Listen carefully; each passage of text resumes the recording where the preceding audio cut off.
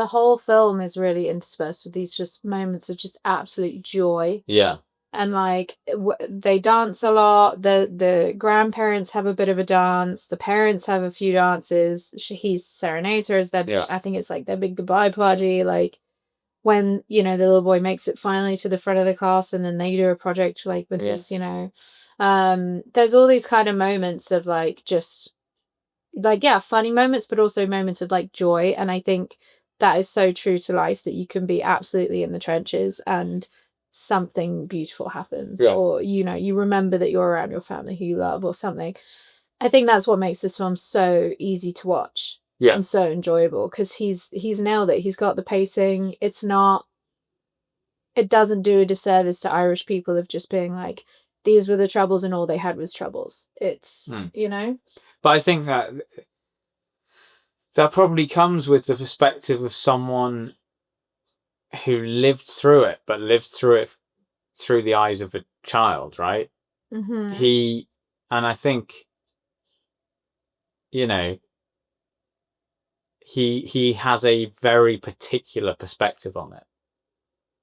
I think, you know, an English person making a film like this, I mean, probably not feel right anyway, but like would probably lean into it was all depressing and really hard and all that kind of stuff.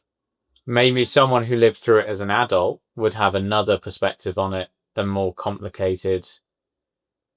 And then someone who's lived through it as a child and then left and then had a sort of almost two childhoods in a way, because you know, completely different culture, or not culture, but, you know, setting. So interestingly, Kieran Hines had a similar. Well, they grew up a mile away from each other, but they didn't know each other.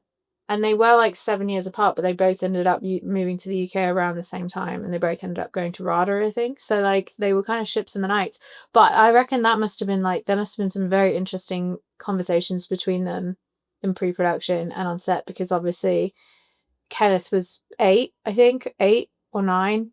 And I think Kieran Hines was probably more like, 16. So like you would have had a lot more of an idea of what was going on around you. And there was a lot of like trying to enlist youths and that age group into the writing and things like that. So yeah, I'm sure that would have been an interesting kind of difference that they had.